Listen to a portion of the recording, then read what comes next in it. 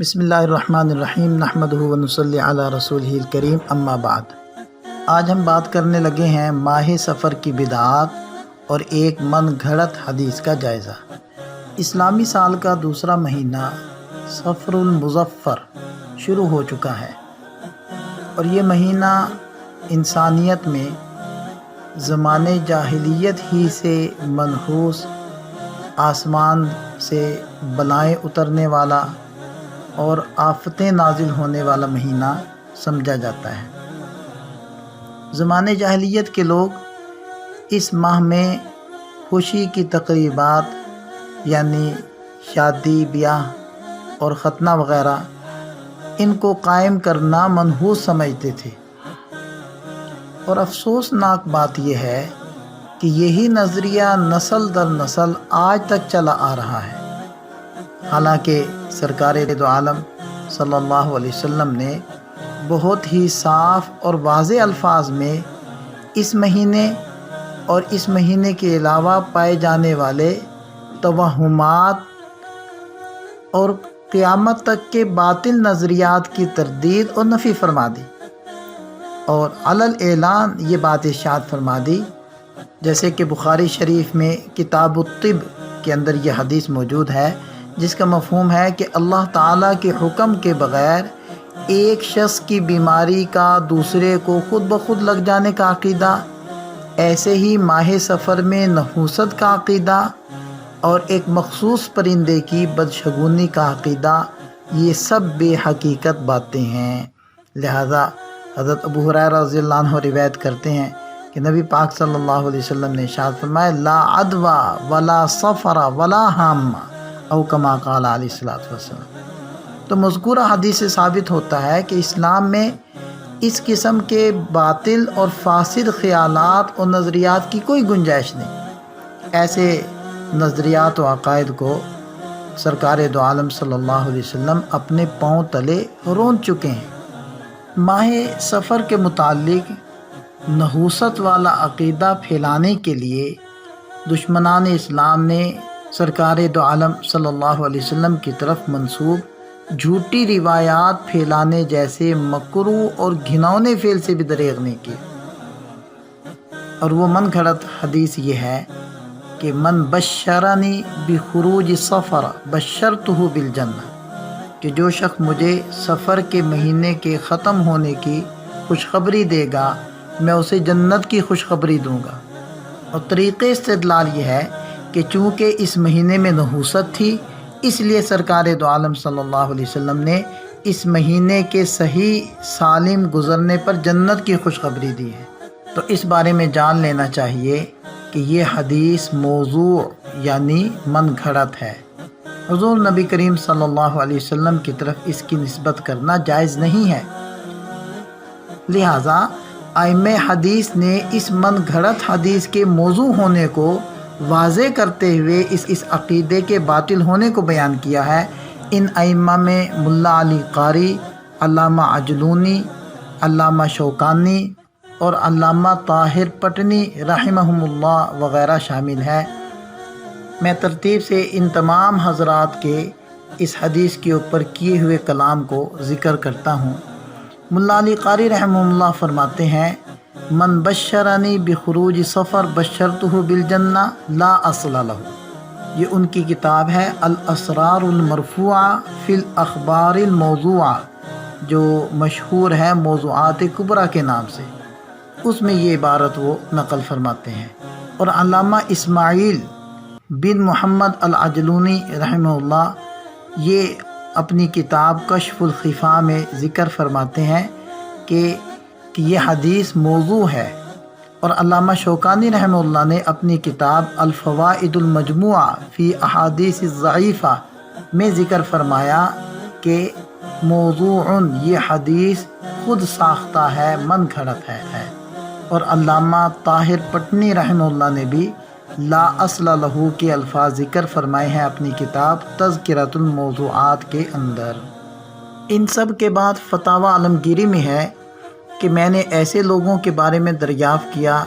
کہ جو ماہ سفر میں سفر نہیں کرتے، یعنی سفر کرنا درست نہیں سمجھتے، اور نہ ہی اس مہینے میں اپنے کاموں کو شروع کرتے ہیں، مثلا نکاح کرنا اور اپنی بیویوں کے پاس جانا وغیرہ۔ اور اس بارے میں حضور نبی کریم صلی اللہ علیہ وسلم کے اس فرمان کہ جو مجھے سفر کے مہینے کے ختم ہونے کی خوشخبری دے گا میں اسے جنت کی بشارت دوں گا، اس سے دلیل پکڑتے ہیں۔ تو کیا نبی پاک صلی اللہ علیہ وسلم کا یہ فرمان مبارک سند کے اعتبار سے صحیح ہے؟ اور کیا اس مہینے میں نحوست ہوتی ہے؟ اور کیا اس مہینے میں کسی کام کے شروع کرنے سے روکا گیا ہے؟ تو جواب ملا کہ ماہ سفر کے بارے میں جو کچھ لوگوں میں مشہور ہے یہ ایسی باتیں ہیں جو اہل نجوم کے ہاں پائی جاتی ہیں، جنہیں وہ اس لیے رواج دیتے ہیں کہ ان کا وہ قول ثابت ہو سکے جسے وہ حضور نبی کریم صلی اللہ علیہ وسلم کی طرف منسوب کرتے تھے، حالانکہ یہ صاف اور کھلا ہوا جھوٹ ہے۔ اس من گھڑت حدیث کو ایک طرف رکھیں، اس کے بالمقابل ماہ سفر کے بارے میں بہت ساری صحیح احادیث ایسی موجود ہیں جو ماہ سفر کی نحوست کی نفی کرتی ہیں۔ تو ایسی صحیح احادیث کے ہوتے ہوئے موضوع حدیث پر عمل کرنا یا اس کو ترویج دینا اور اس کے مطابق اپنا ذہن بنانا یہ کوئی عقل مندی کی بات نہیں ہے۔ خلاصہ کلام یہ ہے کہ اس عربی عبارت کا حدیث سے دور کا بھی تعلق نہیں ہے، بلکہ اسے محض مسلمانوں میں غلط نظریات پھیلانے کی غرض سے گھڑا گیا ہے۔ ایسے ہی اس مہینے کے بارے میں لوگوں میں مشہور غلط عقائد و نظریات میں سے ایک اس مہینے کے آخری بدھ کا نظریہ بھی ہے کہ اس بدھ کو حضور نبی کریم صلی اللہ علیہ وسلم کو بیماری سے شفا ملی اور آپ علیہ السلام نے غسل صحت فرمایا، لہٰذا اس خوشی میں مٹھائیاں بانٹی جاتی ہیں، شیرینی تقسیم کی جاتی ہے، اور بہت سے علاقے میں تو اس دن خوشی میں روزہ بھی رکھا جاتا ہے اور خاص طریقے سے نماز بھی پڑھی جاتی ہے، حالانکہ یہ بات خلاف حقیقت اور خلاف واقعہ ہے۔ اس دن تو نبی پاک صلی اللہ علیہ وسلم کے مرض وفات کی ابتدا ہوئی تھی، نہ کہ مرض کی انتہا اور شفا۔ یہ افواہ اور جھوٹی خبر دراصل یہودیوں کی طرف سے آپ علیہ السلام کی مخالفت میں آپ کے بیمار ہونے کی خوشی میں پھیلائی گئی تھی اور مٹھائیاں تقسیم کی گئی تھی۔ ہم چند علماء اور مفتیان کرام کے فتاویٰ اور عبارات دیکھ لیتے ہیں جن سے اس غلط روش کی مزید وضاحت ہو جائے گی۔ چنانچہ امداد المفتیین میں حضرت مفتی محمد شفیع صاحب رحمہ اللہ سے ایک سوال پوچھا گیا کہ ماہ سفر کے آخری بدھ کو بلاد ہند میں مشہور ہے کہ اس دن خصوصیت سے نفلی روزہ رکھا جاتا ہے اور شام کو کچوری یا حلوہ پکا کر کھایا جاتا ہے۔ عوام اس کو کچوری روزہ یا پیر کا روزہ کہتے ہیں، شرعاً اس کی کوئی اصل ہے یا نہیں؟ تو اس سوال کے جواب میں حضرت مفتی صاحب فرماتے ہیں بالکل غلط اور بے اصل ہے۔ اس روزے کو خاص طور سے رکھنا اور ثواب کا عقیدہ رکھنا بدعت اور ناجائز ہے۔ حضور نبی کریم صلی اللہ علیہ وسلم اور تمام صحابہ کرام رضوان اللہ علیہم اجمعین میں سے کسی ایک ضعیف حدیث میں بھی اس کا ثبوت بالالتزام مروی نہیں، اور یہی دلیل ہے اس کے بطلان اور فساد اور بدعت ہونے کی، کیونکہ کوئی عبادت ایسی نہیں جو حضور نبی کریم صلی اللہ علیہ وسلم نے امت کو تعلیم کرنے سے بخل کیا ہو۔ اور اس دن میں روزہ رکھنے کی طرح ایک نماز بھی ادا کی جاتی ہے جس کی ادائیگی کے ایک مخصوص طریقہ یہ بیان کیا جاتا ہے کہ ماہ سفر کے آخری بدھ 2 رکعت نماز چاش کے وقت اس طرح ادا کی جائے کہ پہلی رکعت میں سورہ فاتحہ کے بعد قل اللہم مالک الملک یہ 2 آیتیں پڑھیں، اور دوسری رکعت میں سورہ فاتحہ کے بعد قل ادعوا اللہ وادعوا الرحمن یہ 2 آیتیں پڑھیں، اور سلام پھیرنے کے بعد نبی پاک صلی اللہ علیہ وسلم پر درود بھیجیں اور دعا کریں۔ اس طریقے نماز کو ذکر کرنے کے بعد علامہ عبدالحی لکھنوی رحمہ اللہ لکھتے ہیں کہ اس قسم کی مخصوص طریقوں سے ادا کی جانے والی نمازوں کا حکم یہ ہے کہ اگر اس مخصوص طریقے کی شریعت میں مخالفت موجود ہو تو کسی کے لیے ان منقول طریقوں کے مطابق نماز ادا کرنا جائز نہیں، اور اگر یہ مخصوص طریقے والی نماز شریعت سے متصادم نہ ہو تو پھر ان طریقوں سے نماز ادا کرنا مخصوص شرائط کا لحاظ رکھتے ہوئے جائز ہے، ورنہ جائز نہیں۔ اور وہ شرائط یہ ہیں: پہلی شرط، ان نمازوں کو ادا کرنے والا ان کے لیے ایسا اہتمام نہ کرے جیسا کہ شرعاً ثابت شدہ نمازوں جیسے فرائض و واجبات وغیرہ کے لیے کیا جاتا ہے۔ نمبر دو، ان نمازوں کو شارع علیہ السلام سے منقول نہ سمجھے۔ نمبر تین، ان منقول نمازوں کے ثبوت کا وہم نہ کرے۔ نمبر چار، ان نمازوں کو شریعت کے دیگر مستحبات وغیرہ کی طرح مستحب نہ سمجھے۔ اور نمبر پانچ، ان نمازوں کا اس طرح التزام نہ کیا جائے جس کی شریعت کی طرف سے ممانعت ہو۔ دیکھیں، ہر وہ مباح کام جس کو اپنے اوپر لازم کر لیا جائے تو وہ شرعاً مکروہ ہو جاتا ہے۔ اور اس کے بعد وہ لکھتے ہیں کہ موجودہ زمانے میں ایسے افراد معدوم ہیں، یعنی نہ ہونے کے برابر ہیں، جو مذکورہ شرائط کی پاسداری رکھ سکیں،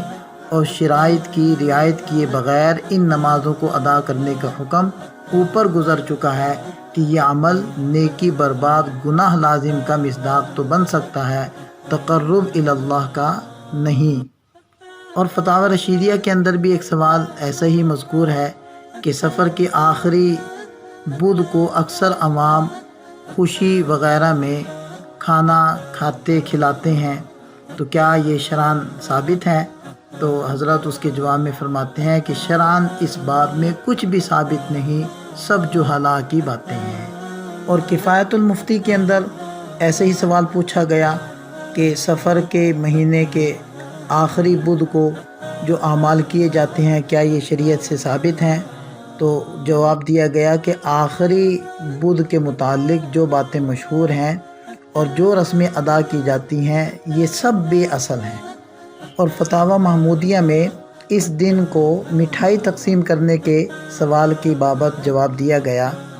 کہ ماہ سفر کے آخری بدھ کو خوشی کی تقریب منانا، مٹھائی وغیرہ تقسیم کرنا شرعاً بے دلیل ہے۔ اس تاریخ میں غسل صحت ثابت نہیں، البتہ شدت مرض کی روایت مدارج النبوہ میں موجود ہے، اور یہود کو نبی پاک صلی اللہ علیہ وسلم کے شدت مرض سے خوشی ہونا بالکل ظاہر ہے، اور ان کی عداوت و شقاوت کا تقاضا ہے۔ اور احسن الفتاوی میں سوال پوچھا گیا کہ کیا کہ ماہ سفر کے آخری بدھ کو نبی پاک صلی اللہ علیہ وسلم کو مرض سے شفا ہوئی تھی، اس خوشی میں کھانا پکانا چاہیے؟ تو اس کے جواب میں فرمایا کہ یہ غلط اور من گھڑت عقیدہ ہے، اس لیے ناجائز اور گناہ ہے۔ اور فتاوی رحیمیہ میں اسی سے ملتا جلتا سوال ہے، جس کے جواب میں حضرت مفتی صاحب فرماتے ہیں کہ ماہ سفر المظفر کو منحوس سمجھنا خلاف اسلام عقیدہ ہے، اور نبی پاک صلی اللہ علیہ وسلم نے اس سے سختی سے منع فرمایا۔ اس ماہ مبارک میں نہ تو آسمان سے بلائیں اترتی ہیں اور نہ اس کے آخری بدھ کو اوپر جاتی ہیں، اور نہ ہی امام الانبیاء جناب محمد الرسول اللہ صلی اللہ علیہ وسلم کو اس دن مرض سے شفا یابی ہوئی تھی، بلکہ مورخین نے لکھا ہے کہ 28 صفر کو حضرت صلی اللہ علیہ وسلم بیمار ہوئے تھے۔ اور مفتی عبدالرحیم صاحب رحمہ اللہ فرماتے ہیں کہ مسلمانوں کے لیے آخری بدھ کے طور پر خوشی کا دن منانا جائز نہیں، اور شمس التواریخ وغیرہ میں ہے کہ 26 صفر 11 ہجری اتوار کو حضرت صلی اللہ علیہ وسلم نے لوگوں کو رومیوں سے جہاد کرنے کا حکم دیا، اور 27 صفر سوموار کو حضرت اسامہ ابن زید رضی اللہ عنہ کو امیر لشکر مقرر کیا، اور 28 صفر بدھ کو اگرچہ آپ علیہ السلام بیمار ہو چکے تھے لیکن اپنے ہاتھ سے نشان تیار کر کے حضرت اسامہ کو دیا، اور ابھی لشکر نے کوچ نہیں کیا تھا کہ آپ علیہ السلام بدھ کے دن اور جمعرات کے دن بہت زیادہ بیمار ہو گئے اور ایک تہلکہ سا مچ گیا، اور اسی دن عشاء سے آپ علیہ السلام نے حضرت ابوبکر صدیق رضی اللہ عنہ کو نماز پڑھانے پر مقرر فرمایا تھا۔ تو اس سے تو ثابت ہوتا ہے کہ 28 صفر بدھ کے روز حضرت صلی اللہ علیہ وسلم کی مرض میں زیادتی ہو گئی تھی، اور یہ دن ماہ سفر کا آخری بدھ تھا۔ یہ دن مسلمانوں کے لیے تو خوشی کا ہو ہی نہیں سکتا، البتہ یہود خوشی منائیں تو ان کے لیے ہو سکتا ہے، لہذا اس دن میں خوشیاں منانا یا تہوار منانا یہ تمام باتیں خلاف شرع اور ناجائز۔ اور حضرت مولانا محمد ادریس کاندھلوی رحمہ اللہ نے اپنی تالیف سیرت المصطفیٰ میں لکھا ہے کہ ماہ سفر کے آخری عشرہ میں آپ علیہ السلام ایک بار رات کو اٹھے اور اپنے غلام کو جگایا اور فرمایا کہ مجھے یہ حکم ہوا ہے کہ اہل بقیع کے لیے استغفار کروں۔ وہاں سے واپس تشریف لائے تو آپ علیہ السلام کا اچانک مزاج ناساز ہو گیا، سر درد ہونے لگا، بخار کی شکایت پیدا ہو گئی، اور یہ ام المؤمنین حضرت میمونہ رضی اللہ عنہ کی باری کا دن تھا اور بدھ کا دن تھا۔ اور سیرت النبی صلی اللہ علیہ وسلم میں علامہ شبلی نعمانی رحمہ اللہ لکھتے ہیں کہ سفر 11 ہجری میں آدھی رات کو آپ علیہ السلام جنت البقیع میں، جو عام مسلمانوں کا قبرستان تھا، تشریف لے گئے۔ وہاں سے واپس تشریف لائے تو مزاج ناساز ہو گیا۔ یہ حضرت میمونہ رضی اللہ عنہ کی باری کا دن تھا اور بدھ کا دن تھا۔ اور اسی کے حاشیے میں علامہ سید سلیمان ندوی رحمہ اللہ لکھتے ہیں کہ اس لیے 13 دن مدت علالت صحیح ہے۔ علالت کے 5 دن آپ علیہ السلام نے دوسری ازواج مطہرات کے حجروں میں بسر فرمائے۔ اس حساب سے بیماری کا آغاز بدھ سے ہوتا ہے۔ اور سیرت خاتم الانبیاء صلی اللہ علیہ وسلم میں حضرت مولانا مفتی شفیع صاحب رحمہ اللہ تحریر فرماتے ہیں کہ 28 صفر 11 ہجری بدھ کی رات آپ علیہ السلام قبرستان بقیع غرقد میں تشریف لے جا کر اہل قبور کے لیے دعائے مغفرت کی اور فرمایا کہ اے اہل مقابر، تمہیں اپنا حال اور قبروں کا قیام مبارک ہو، کیونکہ اب دنیا میں تاریک فتنے ٹوٹ پڑے ہیں۔ وہاں سے تشریف لائے تو سر میں درد تھا اور پھر بخار ہو گیا، اور بخار صحیح روایت کے مطابق 13 روز تک متواتر رہا اور اسی حالت میں وفات ہو گئی۔ تو اس ساری تفصیل سے یہ بات ثابت ہو گئی کہ من بشرانی بخروج سفر بشرتہ بالجنہ، یہ جو حدیث سنائی جاتی ہے یہ موضوع اور من گھڑت ہے۔ اس کو بیان کرنا اور اس کے مطابق اپنا ذہن اور عقیدہ رکھنا جائز نہیں۔ اور ماہ سفر کے آخری بدھ کی شران کوئی حقیقت نہیں، اور اس دن نبی پاک صلی اللہ علیہ وسلم کو بیماری سے شفا ملنے والی بات بھی جھوٹی اور دشمنان اسلام یعنی یہودیوں کی پھیلائی ہوئی ہے۔ اس دن تو معتبر روایات کے مطابق آپ علیہ السلام کی بیماری کی ابتدا ہوئی تھی، نہ کہ شفا کی۔ لہذا ہم سب کی ذمہ داری بنتی ہے کہ ہم خود بھی اس طرح کے توہمات اور منکرات سے بچیں اور قدرت بھر دوسروں کو بھی اس طرح کی خرافات سے بچانے کی کوشش کریں۔ وآخر دعوانا ان الحمد للہ رب العالمین۔